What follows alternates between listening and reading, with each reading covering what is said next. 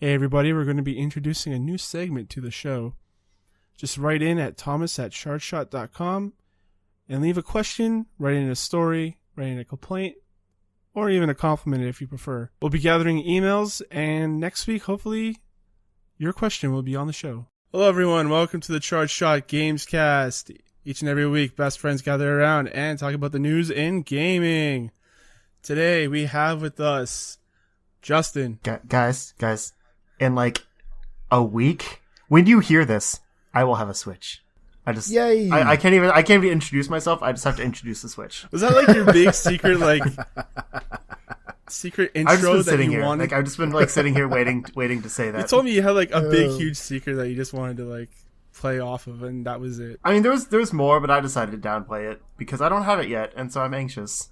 I hope you're switching up the news today.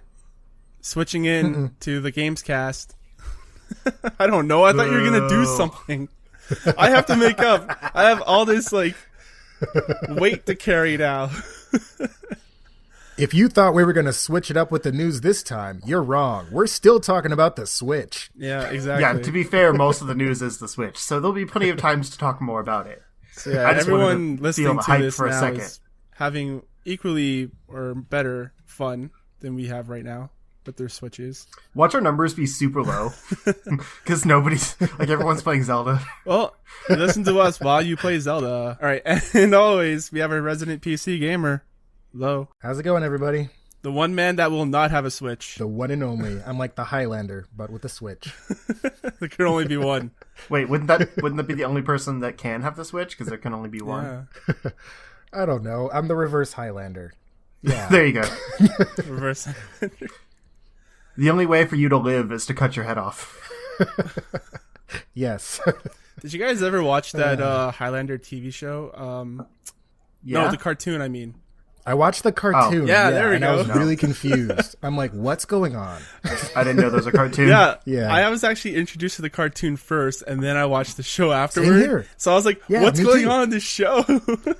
Was it like a kid-friendly cartoon? Yeah, I guess so. It took place in the future, like the post-apocalyptic future on a different planet or something. It was really weird. Yeah. Not as weird as the Mortal Kombat cartoon. I've never seen them. There was a Mortal Kombat I've never seen cartoon? it. There was a Mortal Kombat Saturday morning cartoon, yeah. What? I remember That sounds too, 'cause amazing. it was funny because it was so not violent though. There's no violence. I was going to ask. And it was funny because there's this one episode where Raiden's fighting somebody, and then Sonya Blade's like, Raiden, finish him. And I'm like, okay, he's gonna finish him. Do something cool. Then he's like, no. I'm like, what? It'd be so ripped off. Yeah, dude. That was the But you said the thing! No fatalities. Oh man. That sucks. I need to look That's that a up. rip. There were a lot of really random Saturday morning cartoons that just did not do well at all. I think that one was on USA, if I'm not mistaken. As a somewhat related side note, if you haven't seen the mini-series that was a web series on Mortal Kombat that they did a few years ago, check that out. It's super awesome. Yeah, to promote the Mortal Kombat game, right? It was kind of to promote it, but it wasn't connected to it. It was more of a realistic take. Cool. They showed there was an episode about Raiden, and he thought he kept swearing he was a Thunder God, but he was in an insane asylum. That's crazy. Oh, what? And so no one believed him, and then ended up wow. that he got pulled into the other realm, and it's no, you are Whoa. So it's kind of this cool gritty take, but then they kind of transition into the actual Mortal Kombat realm, and then that's where season 2 takes place, and it's a little bit crazier, more Very traditional Mortal Kombat stuff. But season 1's a bunch of origin stories and stuff. That sounds pretty And it cool. was most of the episodes were directed by Kevin Tancharian. I don't know how to say his name. Who does a lot of the best episodes of Agents of S.H.I.E.L.D. So he's a choreographer, a fight choreographer. Nice. But he's gotten into directing because of that, and then now Agents of S.H.I.E.L.D. And yeah, he was supposed to be doing an actual Mortal Kombat movie for a while, but that's been in development hell for so long. I don't think it's happening now. Oh, that's too bad. Well, they've already made the best Mortal Kombat movie, Mortal Kombat 2. You're not wrong. I legit love So that do movie. I. I They loved were it. good. They were good. I liked the old school movies. They were better than the freaking Street Fighter It was movie. cheesy enough to be appreciated, Yeah. especially at the ending there with the weird dragon things. Use your animality. And Goro's terrible floppy arms that were clearly just like non-working appendages. Oh, brilliant. Just wiggles his body side to side and slaps you. All right, Justin, have you been up to much this week? Honestly, this week has gone really fast. Like, I don't remember exactly what's happened like each day. That's what happens when you have a long weekend, like before, like starting on the Monday. I didn't have a long weekend. Oh wait, you guys did? I thought you guys had President's Day. I didn't get off President's Day. Oh, okay. Well, never mind then. Some places had long weekends, but insurance doesn't take a day off. Although ironically, I was actually off today because they just didn't need me. I guess I need to work slower because, yeah, you're too good. Like, we don't have enough work for you to do, so you can just stay home. I was like, cool. But yeah, today I spent most of the day working on a video project I've been kind of mulling around all week because I had the extra time to do it, so why not? And that'll probably be out by the time this podcast goes up, so I won't talk too much about it because it's kind of a list type thing, and I don't want to give away all the stuff that's in it. But it's basically about the kind of like the handheld versions of console games. So like games that were released at the same time as the big budget like console version, but like made by a different developer to kind of be like specifically made for the hard handheld. I asked on Twitter, for people's ideas, and they kept giving me ports and stuff. And I was like, I don't think I'm asking this right. So I had already come up with my own list, but I wanted some ideas from other people. You're looking more for something like the Uncharted game they made for the Vita, which wasn't very good. Right. Which, I mean, it's not wrong. Like, that is kind of the same idea of, making something for handheld that is a console series. But I'm talking, games with the same name or, kind of, similar to ports, but custom content, built for that system.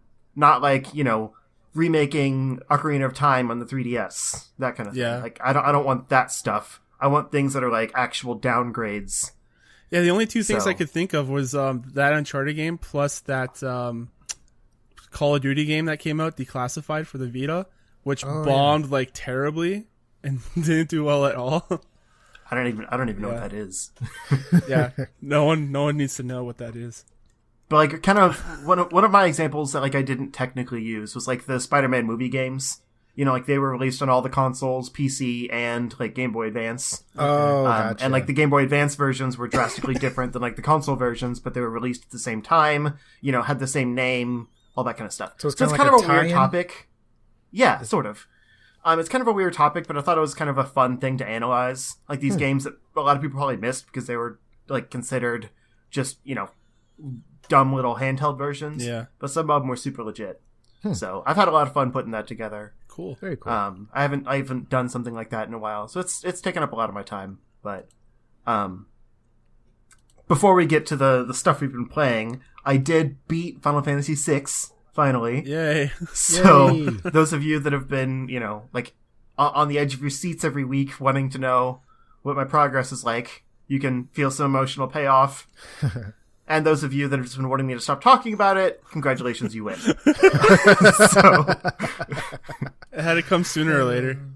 yeah, exactly. So that is done. I've got it all, cut in place. I just have to get the scripts out and stuff because I've been kind of slacking on that part. But those are coming too. Nice. I consider just uploading the entire script and telling the main cast at least, hey, go find your own lines. But so there's so many people I have to actually get multiple parts for them put together in a script, and so it's easier for me to just do it, but it takes a lot of time. Gotcha. But yeah, that's Awesome. pretty much my week, and of course work and stuff like that. Yeah, it's basically my entire week is just work. How about you, Lo? I spent most of this last week in Houston, actually. That's I was right, in, you had your Houston. trip. Yeah, I was in Houston for what it is. It's my company.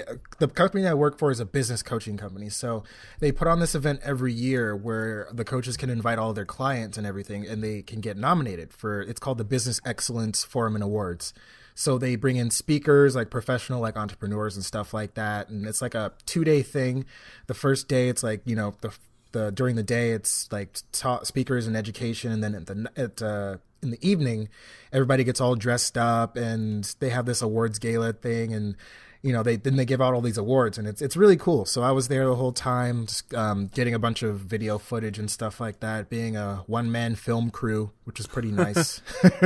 The first year was a little rough because I was just kind of trying to figure out, okay, I need to get this shot, this shot, this shot, and this shot, but how do I get that? Because that requires me being in 3 places at once. So I kind of worked out a system though, and I got tons and tons of footage. So I got, that's going to be a pretty fun video project to edit up and just kind of promote that event going into next year. So that should be fun. And also I rode a mechanical bull when I was in Houston, which was awesome. Apparently I did the best out of everybody. Not bad considering I'm just a random black dude from California who's never barely even seen a cow. The closest I've ever gotten to literally ride the stereotype though. Yeah. The closest I've ever gotten to a cow was like passing it on the freeway on my way to somewhere else. I'm like, oh, hey, look, a cow. I've heard about those things. Cool. I've heard about them. I've eaten a few in my lifetime. So that's what burgers look like before they're burgers. Yes, of course.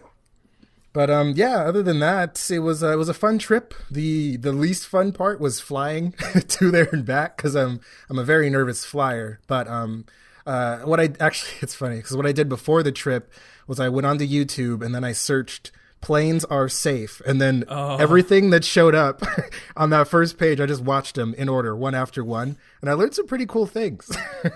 Learned some pretty interesting things, like in the event, if you're flying in like a commercial like airliner and like both engines fail, the thing's like, it's a plane obviously, so it's built to glide. It's able to glide for up to like 30 minutes, I guess. So I didn't know that, so that was pretty cool.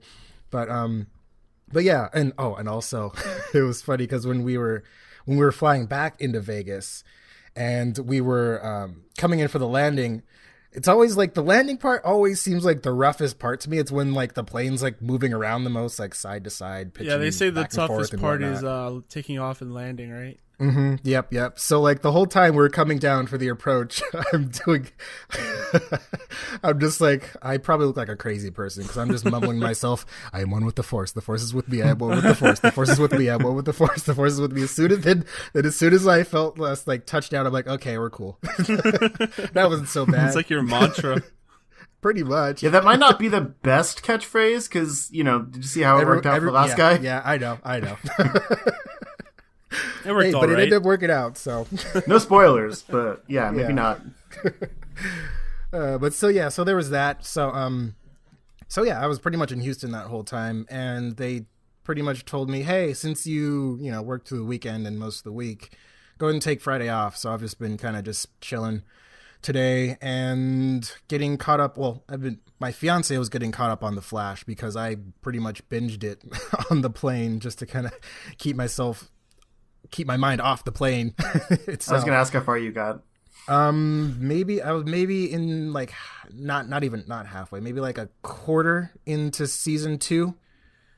But then I had to go back and start over because she hadn't watched any of season 2 yet. So we're watching all this stuff with Zoom and all that kind of stuff. And it's like, oh, crazy. And, but yeah, really cool show. So once we finish that, we're probably going to go back and watch Arrow and then just everything else. It's all tied in with that stuff. So fun stuff, real fun stuff. That's pretty much. And I'm still working on getting a superhero talk show together. It's just, time consuming. So just so all you people know that if you are, wanting that, I'm working on it. If you don't want it, let me know now so I don't continue working on it. Mostly this week for me is just work. At work, I can put something on in the background. I've just been binging 1993 and 1994 Raw wrestling. Nice. That era is really bad. Like, it's super bad. They have Doink the Clown come in, fight with Dink, and it's just the worst. I don't even want to talk about it. It's so bad. Nice. But before we get into video games, let me tell you about Patreon. Ooh. What's that? Well, Patreon helps creators like you and me. And you, I mean Justin. Like me? And me, I mean me. And you, I mean Lo. It helps us put on this show, create a website, and generate as much content as we can for you folks at home. Just head on over to patreon.com/chargeshot and toss a couple dollars our way, just like Benjamin has done. If you toss $3 or more, you get access to the shows early and your name on our site as a Patreon supporter. You have no dollars to toss our way, no problem. Just head on over to iTunes or Stitcher or wherever you get your podcasts and leave a review. Share the podcast, share the love. Solo was telling me that he's been playing Borderlands and Fallout. Mm-hmm. Just can't get enough of that post-apocalyptic action. I guess I'm just in a post-apocalyptic type of mood. Makes sense in today's landscape. Oh. Yep. Shots fired.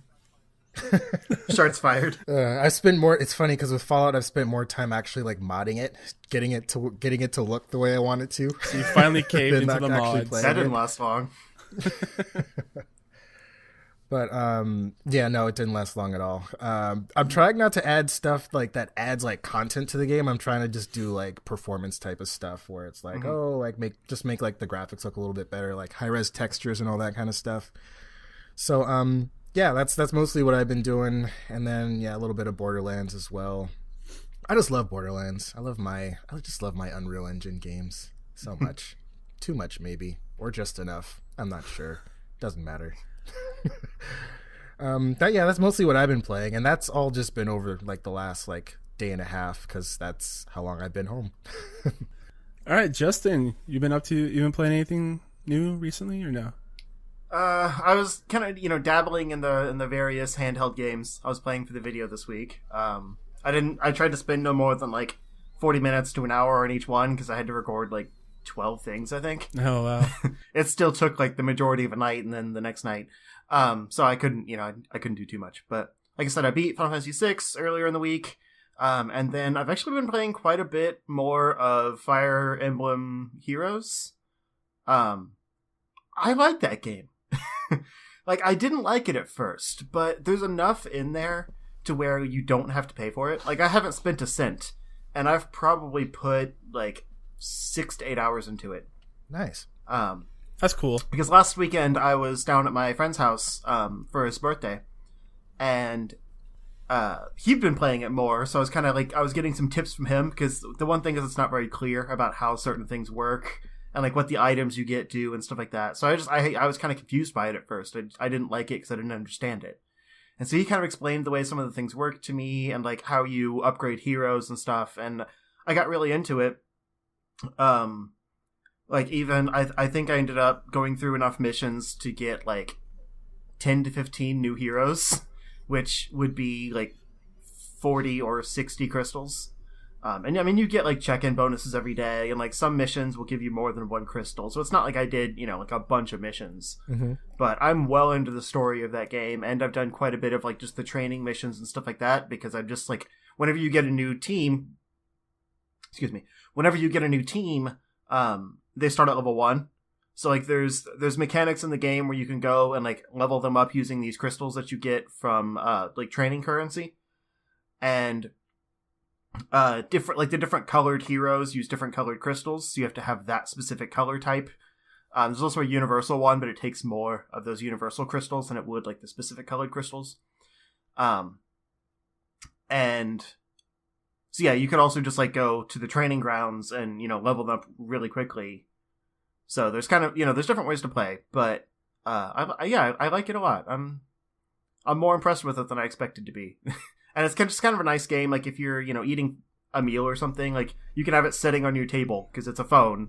You just sit on the table, like drag the units, attack, and it's very passive. I was playing it quite a bit while watching him play Neo? Nio? How do you say that? Neo. Neo, yeah. Neo. I was watching him play Neo because he just got that. And playing Fire Emblem Heroes, and it was kind of a nice, just like relaxing afternoon of well, his game was hard, but yeah, really relaxing gaming is the point. Yeah, Neo's like a Dark Souls type of game, isn't it? That's what I've heard. But like with samurais and stuff. Yeah. Oh, cool. Is samurai plural? Samurais? Samurai? That doesn't mean. I don't know. Huh. And I've also been watching the Super Best Friends play Resident Evil 7. Because I will never play that game myself. And it is insane. It is. Like, it's a really good game. Like, just from what I've seen, it's a lot of fun to watch. And not all games are like that. I don't know. I don't get too into like Let's Plays anymore or anything. Yeah. Unless it's a stream where you can actually interact. Mm-hmm. Like this game is just fun to watch. Like even if they weren't talking over it, I would just like watching the game itself happen.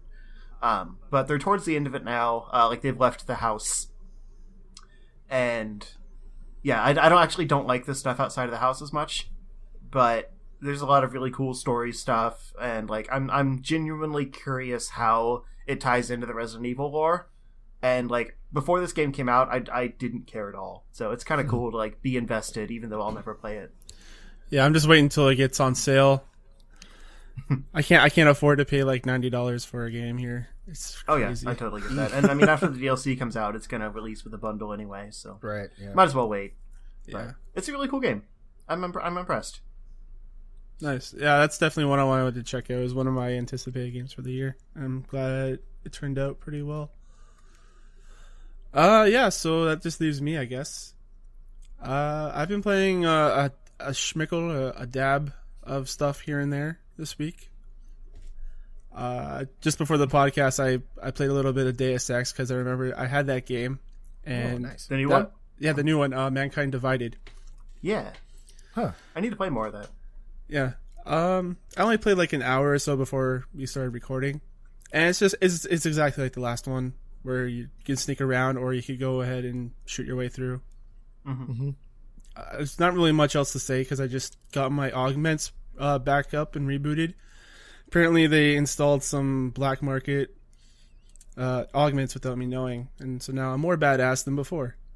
So But all glitchy? yeah, but all glitchy. Yep. And I'm going to go ahead and try and remove those glitches. Yeah, I don't like this world as much. Like, I like the last game's, like, kind of neo-futuristic, like, super brightly lit, but, like, always nighttime look to it. This one feels more like a kind of a generic looking... Prague is kind of like a Eastern European city or town, I'd say. And it's, like, this oppression forces trying to crack down on all the augments. It just doesn't feel like a very fun place to be in. Like, Right. I would never want to go here. It just looks drab in comparison to the last game. Yeah, the last game kind of looked like it had this Blade Runner feel going on. Mm-hmm. This one doesn't have that at all. I've also been playing. I got this code for this game called Odyssey, and what Odyssey is, it's an educational type game with first-person exploration and puzzle solving, kind of like a Myst or Witness type of feel. It doesn't feel as polished as that, and it's still in early access though. And I've only played about 30 minutes or so. And it's like an educational type adventure game where you're solving puzzles that relate around science. So for example, one thing I've done was it's actually takes you all the way back to antiquity. So you're learning things from like Aristotle and back then, science from back then, and I assume it kind of advances and goes through different types of sciences. Right now I'm just learning about like earth and water and wind and fire, the elements. Like how they thought about science back then. So I'm interested to see where this actually goes. It's actually created by I believe it was the young Socrates, but it's like a program for actual children, and it's like neat. It's a funded program for kids to learn about science. So it's pretty neat that they're making games about science. I used to play these kind of games all the time back when I was a kid, like Jumpstart and Math Circus, stuff like that. Oh yeah, heck yeah, I remember those. So, yeah. Are we going to do a video on it or anything? Yeah, we're just kind of checking it out for that. Yeah, I'm just doing some preliminary playing before we go ahead and make a video on it. Cool. And I played a little bit more Mother Russia Bleeds. You can actually add bots to your story, so like before you go in, you can add in other characters to help you out. I don't think it gets any difficult though. I think it's about the same because they die and you have to like revive them. Gotcha. Or you die and you just hope they revive you. So it gives you an extra fighting chance. Still playing through that. It's crazy. It's made by the reason why it looks so weird and like gory and stuff like that is because it's made by the same. The publishers are the same ones who did Hotline Miami. Oh. So it's got that kind of feel to it. Newsy news tune, a newsy news tune. So today we have for you folks, I would suggest that there's 3 corners to this news. The first corner, as always, is Nintendo Switch corner. Yay. Justin, take it away. Oh, we're starting there? Cool. Yeah. I would have called it the Triforce of news, but that's just me. Okay, well. Yeah. So there's actually a lot of Switch news. It kind of makes sense. We're a week away from launch. A week away from launch. He's just dying inside. Sometimes I get hyped again. You guys won't understand when this comes out, and you already have one. You don't understand. Watch him not be here for the podcast, and he's just playing his Switch. Yeah, about that. Just putting it out there before we start the news. The reason I won't be here next week is not because come of the on. Switch. You couldn't have just let it go. No, because I know what you're going to say about me, and I got to nip it in the bud before it happens. I mean, I'll be honest. The Switch isn't helping, because I'm going to stay up all night because we're going to the midnight release. But there are other things going on that weekend, and I will talk about them when I get back. All right, cool. Anyway, friggin' Switch news corner. Let's go. So, I'm going to start just in the order of I have the tabs open, because why not? There is a game that was announced for all consoles, but because it's the Switch corner, we're going to talk about the Switch version. That's called Troll and I, and it looks pretty awesome. What's curious is it's coming to PS4, PC, and Xbox One in March, and then Switch later. I realize it's probably like either, the developers developing this version separately, or possibly like another studio like working on the Switch version separately. But it's just kind of a shame that like it's going to be releasing in March with all these other games, and they're not either, delaying the game so that it can launch simultaneously on the Switch, or, getting the Switch version ready for March. Because I feel like this kind of new IP, as good as it looks, is going to get lost in the shuffle come March. But it is essentially a co-op focused, like open world hunting type game.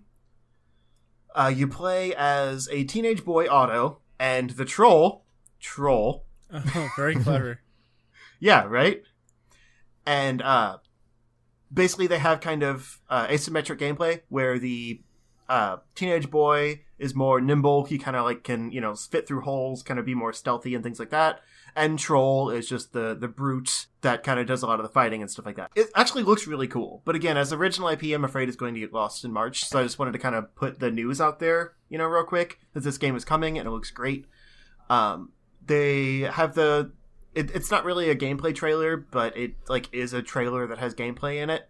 And like some interviews with the developers and stuff like that all over the internet. I pulled up this article from IGN because IGN's where I get most of my news, as you probably know by now.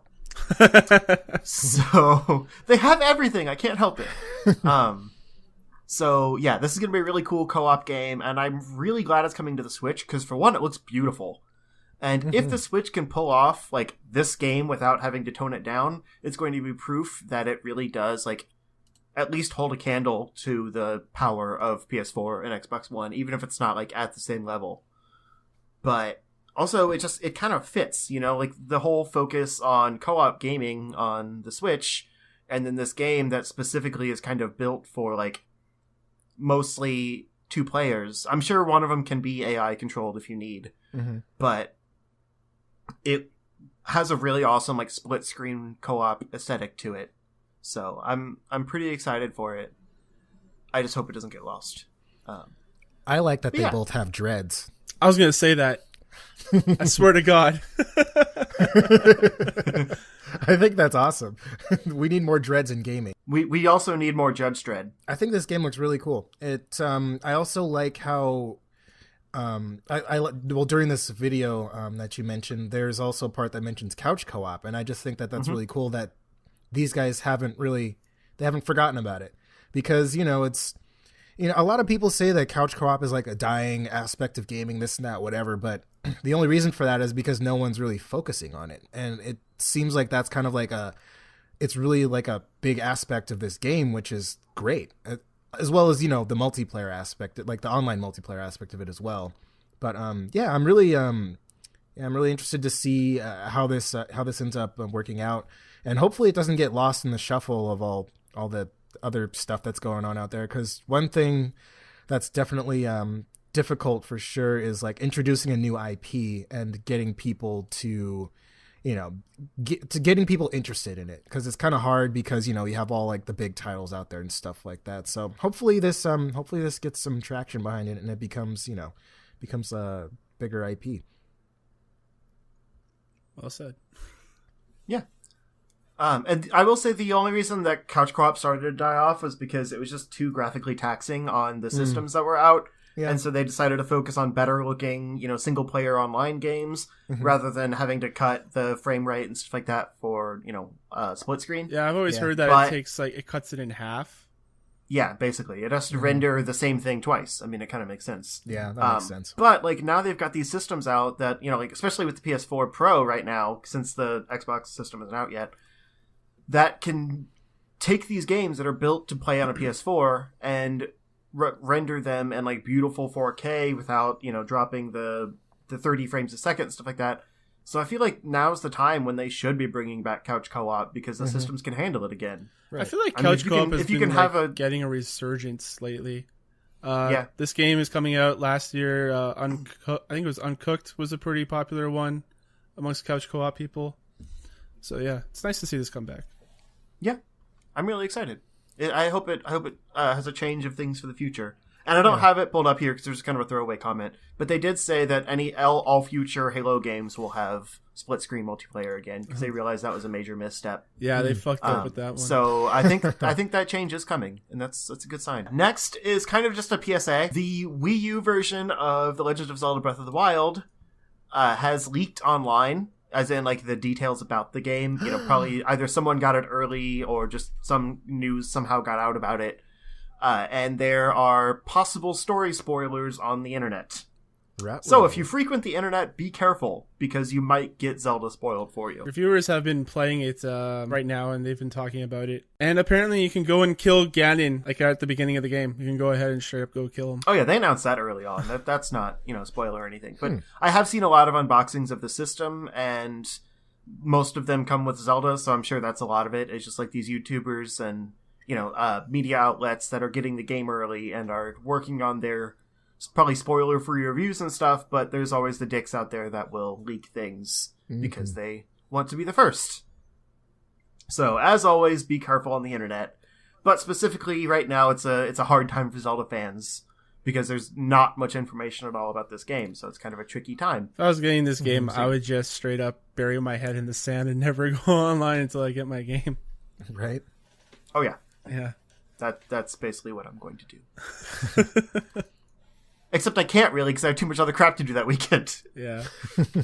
That's why I'm just not going to sleep. It's fine. Don't worry about me. Sleep isn't necessary. Yeah. Who needs to sleep when you have Hyrule? And to kind of follow the trend of bad news, because there's actually a lot of that with this Switch stuff, unfortunately. Seems the more we know, the more it sucks. Not the system, but the news. The system's still going to be awesome, count my words. But anyway, the Virtual Console has officially been announced to not be included on the Switch at launch. It will still have the eShop of all the, you know, digital games and, like, obviously the retail releases in digital form. All that stuff is still there. It just won't have the back catalog of Virtual Console titles yet. And that's unfortunate, but to me personally, it's not a deal breaker. I mean, obviously it's a Zelda machine for me anyway right now. I wouldn't want them to rush it, because for one, I want to make sure that the back catalog that people already have on their Wiis and Wii U's and 3DS's maybe even, all would be transferred over. Like, they just take their existing infrastructure of Virtual Console and just move it. Since everything is now tied to your Nintendo account, that's how it should work. You shouldn't have to buy everything again that you already own. That's the hope. Since they can verify that you own it through the Nintendo account. Before they couldn't do that because it was all just system-based. How would they know? But I'm hoping this delay means that they're getting this right. And when they do release it, you'll have all your stuff. rather than like having to slowly build it over time because they put it out when it's not ready. Yeah, and hopefully they get the emulation right and stuff like that. Like I've heard issues with emulation last time, just from people here and there. So hopefully they get that correct. And there were some people that like looked into the system and saw that they were literally just running like ROMs, like that you would pull off of EU Paradise or something. Yep, it was pretty embarrassing. Yeah, I'm hoping they transfer over your games as well, but it wouldn't surprise me if they didn't do that and they just delayed it until when you have to pay for the service, for their online service, and then they launch it beside that. I don't think they delay it that long because that's like this fall, like probably September or October. Yeah, but that's like their point with their service is that you get a free game, so maybe they launch it beside that. I don't know, it wouldn't surprise me. I see this summer. Because there's not a huge release of games coming, so if they have that announcement, then it will kind of help. Like, you know, there's not a lot coming until fall, but which, granted, obviously they've got E3 coming too, so who knows what they'll announce then. But maybe, like, May or June, before E3, drop the Virtual Console catalog, so you've got that, and then E3 comes out, they announce a bunch of new games, and then there's this huge renewed interest in Switch, because it already has all of this Virtual Console stuff, and a slew of new games they announced at E3, plus the incoming like Mario and all the other stuff that's coming in the fall. That would be what they would need to succeed this year. Yeah. If they don't get any of that stuff, it's not going to be looking good until probably like the end of next fiscal quarter or fiscal year. Yeah. I don't know. I think more I hear about the Switch news and stuff, I just think it's going to be another Wii U where it's just going to be for the hardcore Nintendo fans, and that's about it. I don't really see much else coming for this thing. No comment. I'm just saying. I'm not a big fan of features being delayed, honestly, but I am a big fan of features and stuff being delayed in order for them to get it right. So I'm hoping I'm with Justin on this one, hoping that they're delaying it for the reason that they're implementing it to where you can transfer all of your previous purchases from the Virtual Console, because that would be awesome. It would be. And then that would be awesome too, because you know your stuff would be tied to your account as opposed to just the console itself. But yeah, I'm just I'm hopeful. I'm hopeful because for a lot of people, the Virtual Console is a big selling point because they like their classic games. And the Switch, I can see it being like a really good sort of like legacy type of machine. You can just kind of go on there and play Nintendo games from virtually any era, which would be awesome. But yeah, like I said, hopefully they're delaying it because they're trying to get it right, and not just because just to delay it. Yeah, I'm hoping they get it right and have like all their games from their previous Virtual Consoles on this one. Like the number one reason I bought the Wii U was because I heard about the Earthbound announcement they're bringing out there, because I was a huge Earthbound fan. I wanted to support the series and try to get a sequel out there. But that's the whole reason I bought a Wii U, was for a $15 game from like 20 years ago. It would be awesome to play like there's rumors it's going to get GameCube games and stuff like that. But it would be awesome, like you said, to play like the entire Legacy catalog on the go. That would be sweet. Because a lot of those games, like, I don't really play because if I'm home, I'm going to play like the retail releases. You're gonna play your Zelda. Right. But with limited digital space and stuff like that, I don't know. Like if I could take the Switch on the go and have like those smaller digital titles all pre-downloaded, I'll just randomly pull one up or something. I've done it on the 3DS before. Like if I don't feel like bringing a lot of games, I'll just pop one in that I'm playing at the moment, and if I get tired of that, I'll go into my digital library and play something old, just because it's there. Yeah, and I feel like that would help a lot. I imagine those older titles would be a little bit better as far as the battery too, because it's not as strenuous on the system. So if you play like these, hop on there, play some Mario World, or Link to the Past or whatever, then you can just play longer than you would be able to play, I don't know, like Breath of the Wild or something else like that. So I don't know. We'll see. I'm hopeful. Yeah. This is definitely proof that the system wasn't ready to launch on March 3rd, but I'm willing to give that a pass because Zelda Machine. I feel like gaming hardware is never ready to launch nowadays. So, I mean, it's an unfortunate thing, but it's like I said, as long as they're delaying it so they can fix what's wrong and so they can present us with the best possible version of the product that they can. Yeah, to continue this roller coaster of Switch emotion, Snipperclips, one of the probably most anticipated games for the system, oddly enough, is confirmed as a Switch launch game all over the world. It originally came out that it was going to be a launch title in Europe and Japan, and they updated that story to say that it's also going to be a launch title in North America. And that's friggin' awesome. Nice. Because me personally, like, this is the kind of game that, like, for one, really shows off the concept of the system, where each person can just take one half of the controller and play together. Mm-hmm. But also, like, my fiance doesn't play games that much, but she'll play stuff like that. So that's the kind of thing, like, I can get her involved, and that would be really fun. I mean, she'll play, like, Mario Kart and, you know, the kind of fun party games like that. But that's, like, that's going to be really amusing for us as just, like a couples activity. Like, no, you clipped me wrong. So I'm really excited for that game. And it's a cheap, you know, digital eShop game. It's like $20 maybe, like $15 to $20. So that's something that's probably going to have a high attachment rate at launch where there's not a lot of other games available. It's really going to help it do well and probably get like a more fully featured sequel in the future. Yeah, for those out there that don't know what Snipperclips is, it's a co-op puzzle game where you have two different characters on screen and you're trying to overlap each other and clip each other pieces off of each other to fit a certain shape. And that sounds pretty goofy, but it's actually a pretty complex puzzle game because like they showed a bunch of demos for it back in the when they were doing the conference. And like for example, you have to like, you know, cut each other into the vague shape of a heart and then kind of like angle each piece to create the actual heart. So there is shape. some overlap. Yes. Yeah, you Nice. overlap to kind of like you start kind of the shape of like an eraser. I don't really know how to explain it because you've got like a round end and then like it kind of goes up in a tube and then it like flattens off the top. Mm-hmm. It's like in the case of the heart, you don't really have to cut anything. You just turn yourselves over and like Yeah. your round ends form the shape of a heart and then like your flat ends are at the bottom. It is really hard to talk about this in an audio cast. Yeah, you'd have to watch then- the video in order to get it. We'll have Yeah. the links down below in the Yeah. It post. seems And really cool though. I'll probably do something on that game for the site when it comes out because I think that's too much fun to pass up. Yeah. Right. Yeah.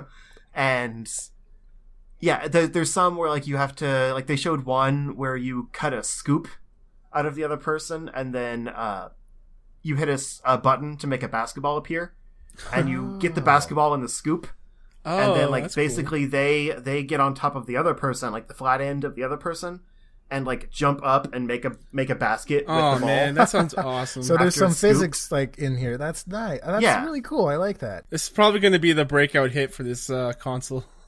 Oh yeah, for at least for launch it will be. I love how Because like I said, co-op heavy it's it cheap is. and kind of simple to understand, but it's, Yeah. you know, complicated in concept. Like, it kind of reminds me of, like, Pushmo on 3DS. It really took advantage of the 3D, of part of the 3DS, because you basically have these platforms that you pull out to create shapes and get to the top. Yeah.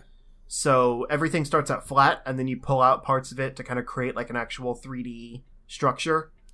And you move around pushing things in and pulling them out to get up to like the goal point, and like the levels get more and more complicated. All the shapes change and everything like that. Like it gets really hard. Mm-hmm. I didn't even bother getting the sequel of that because I barely got into the first part of the game, but I really liked it. It was just I couldn't wrap my mind around the concept of it. But this seems a lot more simple and more like kind of family friendly, but still like fun and, you know, with its... There's also like a party depth. mode too for people. Yeah, and there will also be a demo on the eShop on March 3rd for everyone to try. So that's one I think they're really going to push.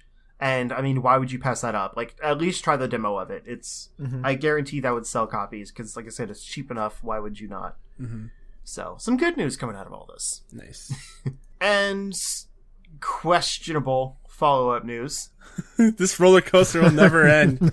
Yeah, well, because I don't know if this is good or bad. There's just not enough information on it, but I also don't want to speculate.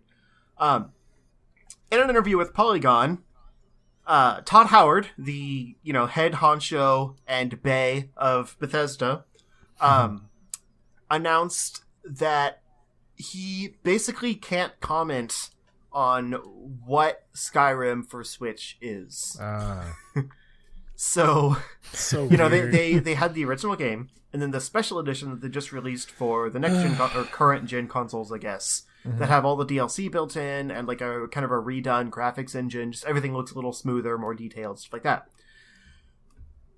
And when asked if the Switch version was that, he said he can't say. So weird. That makes no sense to me. Because like... I really don't think it's the original game. Like, even just from the footage they showed in the trailers, it looks better than that.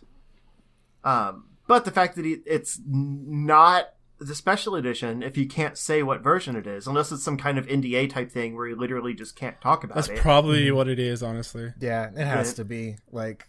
Yeah. Yeah. My theory is it's some kind of hybrid thing where I have no doubt that it could run a special edition. I mean, it's literally just an up-res to 360 game. Like, it's not that, graphically heavy or anything. I'm sure the Switch could run it. If it can run this Troll and I game, I'm sure it could run Skyrim Remastered. But my theory is that it might be some kind of hybrid thing where it's like, it's the original game custom built to take advantage of the Switch. Mm-hmm.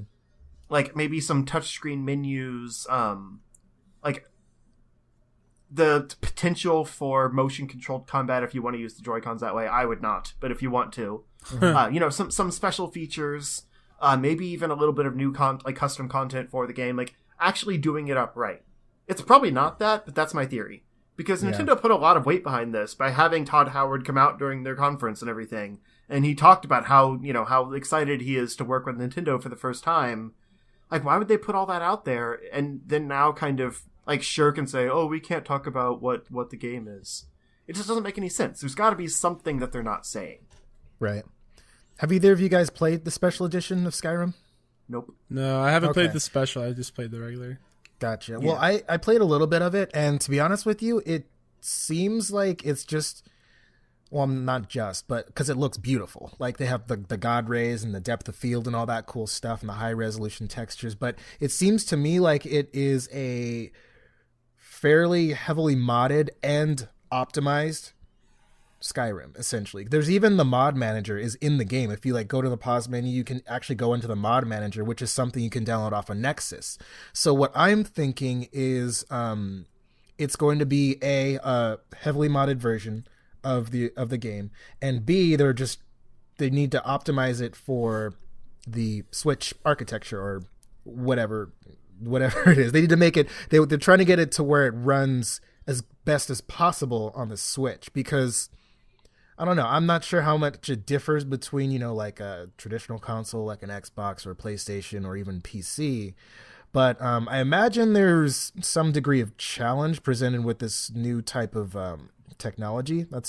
This is all just speculation on my part, but yeah, I'm hoping that I'm hoping the Switch has its own unique version of Skyrim, kind of like what Justin was saying, because it's like he was saying also that the game looks great. Like the footage that we've seen so far, hopefully that's actually footage from the Switch version, but yeah, I'm thinking they're just it's probably just NDA type of stuff. It's like I literally cannot say. Yeah, really. That's what I'm hoping, anyways. I mean, the fact that the special edition has been out for so long and the Switch version isn't a launch title, like it's coming out like this fall or something, right? Like October, I think they said. Yeah. Like the fact that it's taking that long, it's probably not a port. I mean, right? Sure. Like Nintendo has said that they're being really developer friendly by locking down like the Unreal Engine and Unity and stuff like that. And Skyrim isn't developed on those. I get that. So it's probably going to take a little more work to put it on the Switch. Right. But not when the game has already been out on other consoles. The dev kits for these Switch games have been out for over a year. Like, Nintendo's been putting their eggs in this basket for probably 2 to 3 years with their games. Mm-hmm. I'm sure the dev kits have been around for at least a year in developers' hands. I guarantee they're doing something special with this game. Even if they are just building from the source, the original Skyrim game, building it from the ground up to be like its own special, like you said, Switch special edition of the game.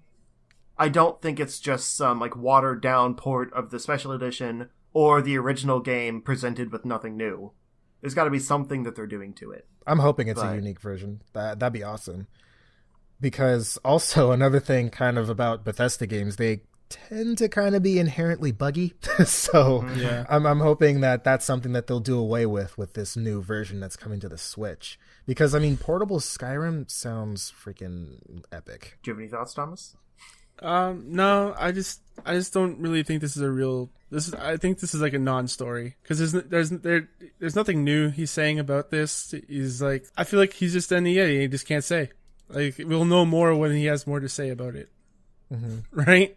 I don't know. I get that it's like there's no information in this story, and I don't like speculation, as you know. But I just think it's so weird when they put Skyrim front and center in that, the Switch announcement trailer. And then Bethesda came out to say that they have nothing to announce about the game at this time. And then they put Todd Howard himself front and center at the conference, and now he says, I can't talk about the game. And it's like, commit to whether you're developing this game or not. I've seen Bethesda do that kind of stuff before, though. Like, oh, we're working on this new thing, but we're not going to tell you what it is. If, like, to avoid all this, he could have just said, I'm under contract, I can't say anything about it. Or, Instead of being cryptic. Instead, people are just saying, oh, he says he can't say, so there's something wrong with Skyrim? Well, that's what I'm saying. I'm not sure if it's a good or bad thing. Because I don't want to speculate, but there's something weird going on here. Yeah. Exactly. I don't know what that is. I'm not going to assume what it is, but I'll say what I would like it to be. One thing they announced at the Switch conference was that Suda51, like the guy, I forget his name, Gauchi Suda? Suda51. Yeah. That's his name. Yeah. Mr. Suda. Mr. Suda. Came Mr. out 51. and said nothing more than the fact that he is working on a new game starring Travis Touchdown. Travis Touchdown was the star of the No More Heroes series that was on Wii. That was kind of their, like, I think one example of, like, ultra-violent, like, M-rated content on the Wii, and it was awesome. I always wanted to play that. I never got around to it. I never actually played it. I just watched a lot of it, and it was super cool to see. But yeah, he said then that he's working on a new game, but he has nothing to say, which makes me think that it was probably just like, in the concept phase.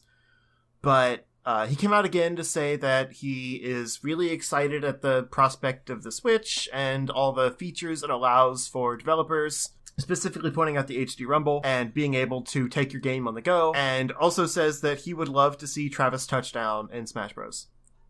And there really isn't news here, but I would love to see that too. So that's what I have to say about that. Because he's a great character. He's a lot of fun. Yeah. I always try and keep a lookout for what Suda does, because every time his name is on a box and he's making a game, there's something about it that you just need to check out. Mm-hmm. He also made Let It Die most recently, in case you guys don't know who that is. I think whatever he puts out is going to be awesome, and it's going to be proof that you can, like, pull off, more mature, like, ridiculous things on the Switch. Because there's a few examples that tried to do that on the Wii U, like that Devil's Third game, which was just not good, apparently. But then there's also Bayonetta 2, which was amazing. Nintendo can put out stuff like this. Like, everyone says that they're a kiddie console, but it's just that, like, the mature stuff doesn't get noticed. I'm pretty sure the No More Heroes games didn't do that well commercially either. Well, they made a sequel to the first one, which was crazy. Yeah, that's true. But they also made a second Red Steel game. So... Ah, yes. I remember that game. The sequel was okay. The first one was terrible. When I played that on the Wii. Yeah. Someone told me that, like, it was pretty cool, and I played a little bit of it, and, like, the concept of it was neat. Like, the mechanics, like, they could have used a little bit of work, but I mean, the concept of the game, like the whole like gunplay mixed with swordplay, I thought it was cool. Yeah, it used the Wii Motion Plus well. Yeah, absolutely. And last, but definitely not least, as far as Switch news is concerned, the JoyCons are already failing. I know, the world is ending. But yeah, basically, a lot of the early consoles that have been getting shipped out to reviewers and stuff have been having issues specifically with the left Joy-Con controller. Saying that there are delays in the input on them. Like there's a sync issue between the controller and the console. Even when it's actually docked, like it's not making a good connection to get when it gets docked. Weird. And that kind of sucks. But it's not all of them. And it's unclear right now whether or not it's a software or hardware issue. Hopefully it's a software thing, because that can just be fixed with an over-the-air patch type of deal. Yeah, and these consoles aren't running day one patches, right? They're running pre-release software. Correct. Currently, as far as I know, there's no like news of a day one firmware update or anything. And they did just announce today, I think, that Zelda won't have a day one patch or anything. It'll be ready to go out of the box. Nice. So there could possibly be a small update for the system itself. Mm-hmm. Especially since, like we've mentioned, there's not a lot that's going to be included as far as the actual like interface and online systems or anything at launch. So maybe some of that stuff will get patched in day one. Mm-hmm. But the games will be fine at the start. And we don't know whether or not this Joy-Con issue will be fixed before launch. Yeah. So again, this is just kind of a PSA. If you are one of the ones getting them at launch, just kind of keep an eye out. If you notice any issues, it is a known issue, and hopefully it will be fixed soon. Yeah. But that does kind of suck for the people that are trying to get the reviews done. Yeah. Right. Yeah. It sounds like first of all, it's good that it's not all of the units. So I mean, who knows? It could possibly be something as simple as signal interference. Like it's just depending on what kind of like frequency that the Joy-Cons are operating at or something. It could be any number of things. Just hopefully they'll figure it out before they ship out a ton of them and they end up not working. More high hopes. Yeah. It's like you're just crossing your fingers, like hoping this thing will work when you buy it. You're not even getting one. Why do you have high hopes? Because I want one down the line. I was talking to Lo. Oh, okay. Well, I have high hopes for anything gaming. I want you guys to have fun with your Switch. Ugh, and it, I mean, sickeningly also just like the concept of the Switch itself. I enjoy it. I've always admired Nintendo for all their handheld stuff. They're the only company I've ever actually respected for their handheld technology, because it's really the only handheld stuff that's been good, to be honest with you. Except for the PSP. That was a pretty good system. PSP was pretty good, actually. Yeah, I will say that. But I mean, for the most part, Nintendo definitely has that sort of handheld type of legacy, and especially the whole thing with merging the whole living room and the handheld experience. From back in the day with the Super Game Boy and all that kind of stuff. And I'm just hoping, like I said, I just hope that it does well. That's all. All right, Justin, what else is on this roller coaster of ours? Friggin' John Cena has been hired to help advertise the Switch, which is an amazing headline, really. The Switch is here! But yeah, they are doing... Oh, actually, it was yesterday. Oops, this is old news. But whatever. It's still funny. I'm going to talk about it. They said that at an event on February 23rd, Cena will be at their California, customer event, like the, hands-on, where people can just come in and try it out and stuff. Again, there's really no story here. It already happened, but I think that's hilarious. That they got friggin' John Cena to help advertise their system. It's just ridiculous. Yeah. I mean, Old Spice has Terry Crews. Now the Switch has John Cena. That's true. I want to see him do more, like actual commercials and stuff. I want to see him come out on SmackDown with the Switch. It should be his signature move. Call it the Switch up.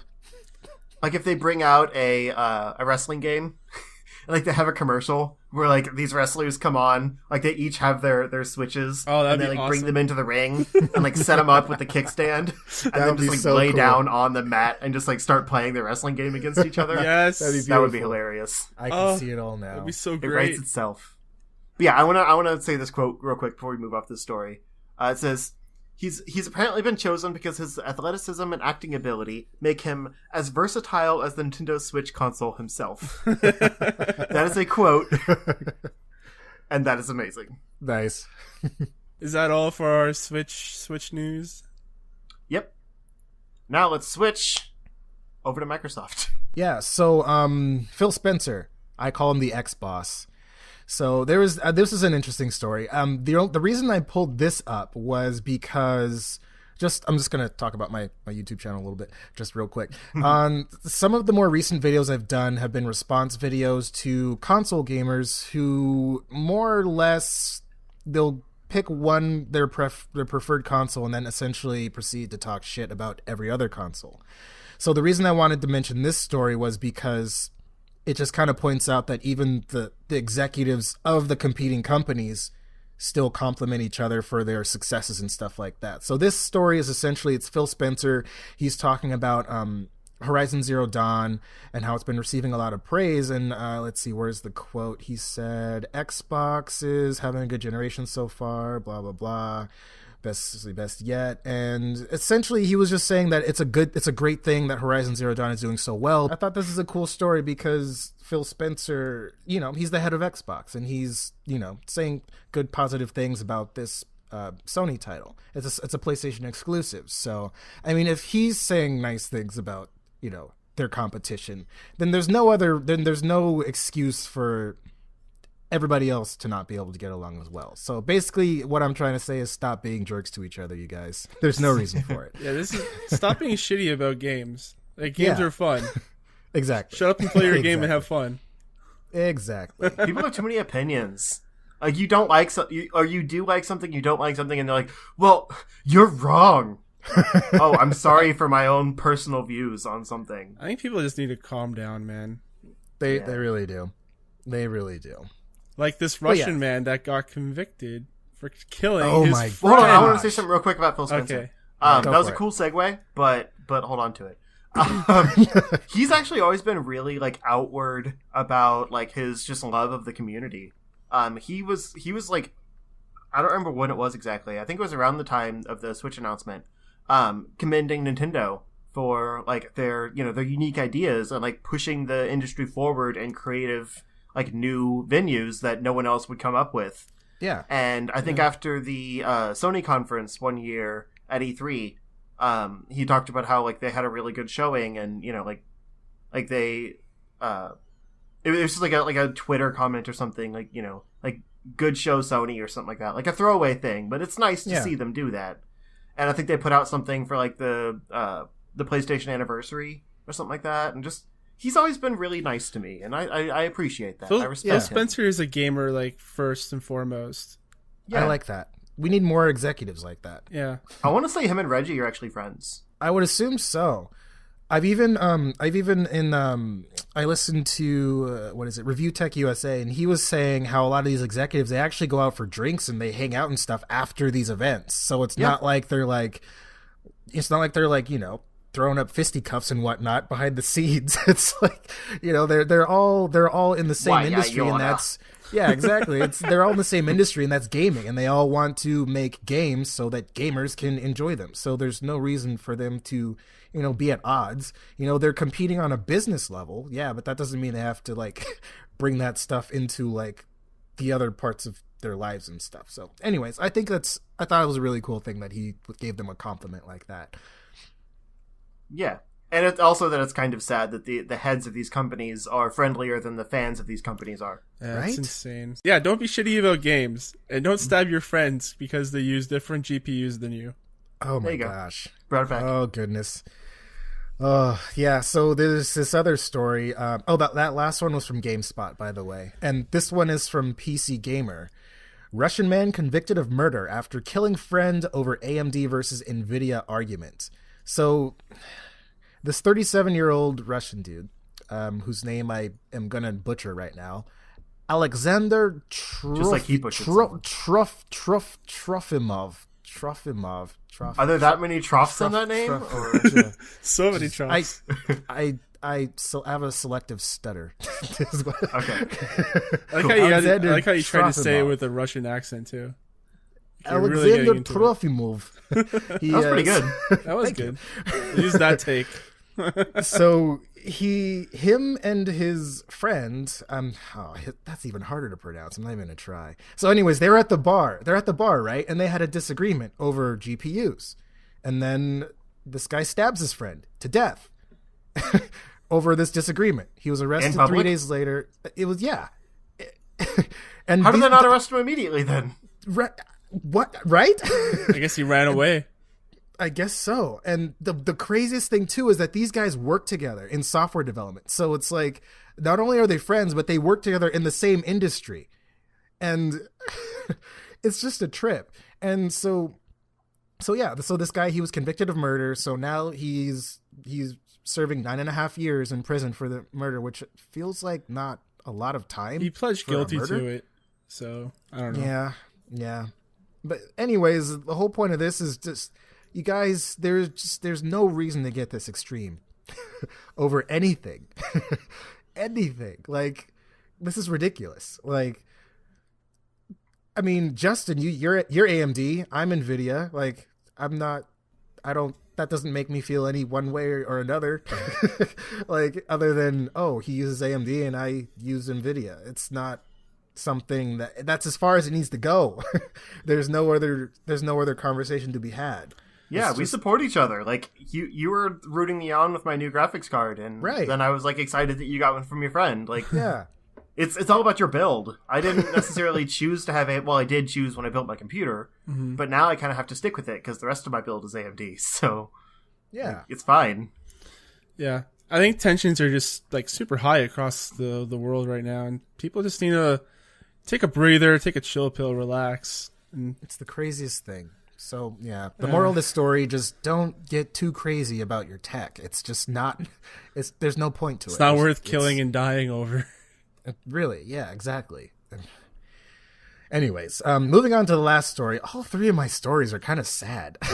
Well, your first one was great. I was thinking of ending on it, but we kind of naturally went into this direction, so let's just keep going. Unfortunately. I'm trying to have good positive lessons for all of them, though. But anyways, the last one is... Nope, we're going to end this roller coaster with a crash. Yep. Right. Right straight into the ground.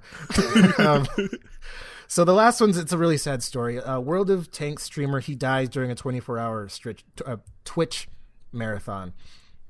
And the saddest part is that this guy, he was doing, it was a charity stream too. So he left during the 22nd hour of the stream, and then he just never came back. So he was, again, he was a World of Tanks streamer.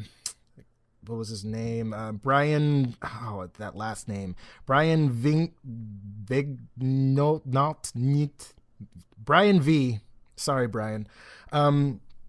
Yeah, so, yeah, and this was just a few days ago, too. It's the craziest thing. The saddest part about this is that he was a father, and, he was about 35, so it's a little bit older than me. But I guess during the stream there was an actual police investigator that actually responded to the chat saying that that basically he was dead, and he was found in his home dead. Yeah. And there's no reason to suspect that there's foul play involved. Thank goodness. I don't see why there would be any reason. Well, for streamers that, get swatted, right? So. That's true. Yeah. That hasn't happened in a while. Yeah, thankfully. It seemed like that was a trend for a while, which is a really shitty trend.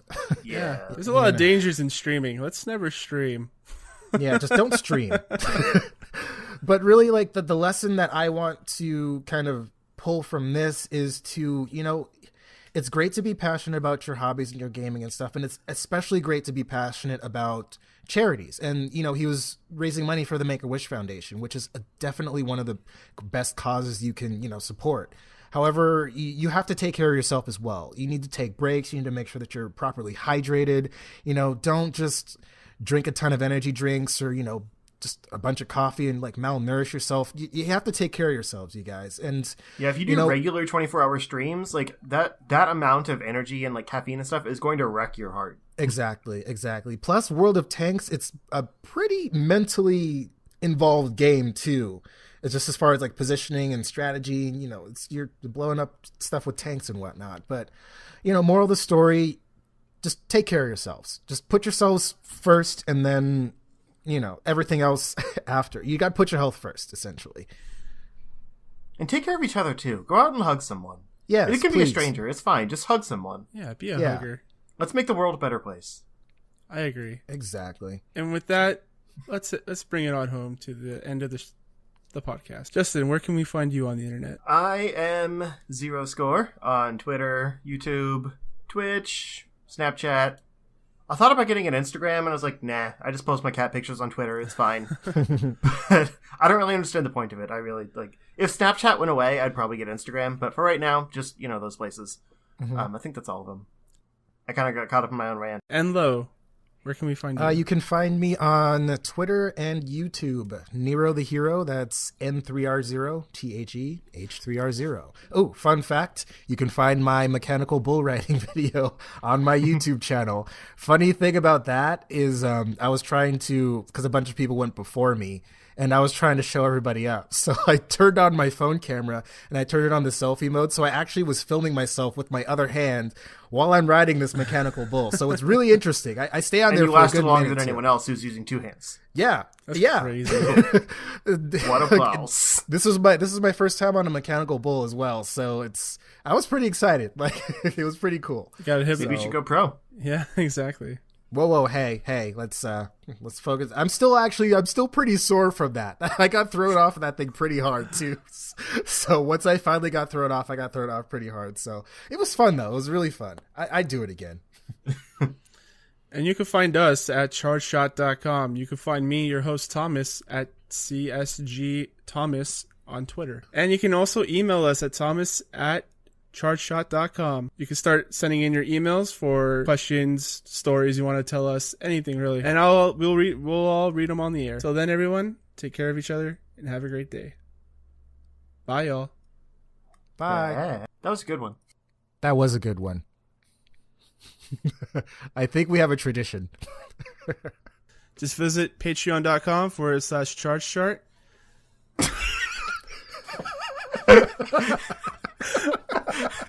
Please type right now.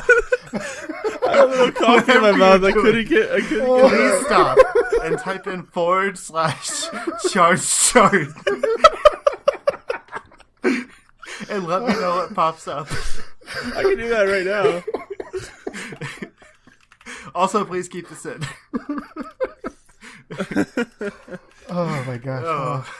Oh, why was that so funny? Oh, it just gives you a 12. 404. Someone has to register that now. Charge shot. Okay. Charge shot. Oh my goodness. Just head on over to I can't even do it now. We have to change the name of the site now. You know this. I have to change the registrar and everything.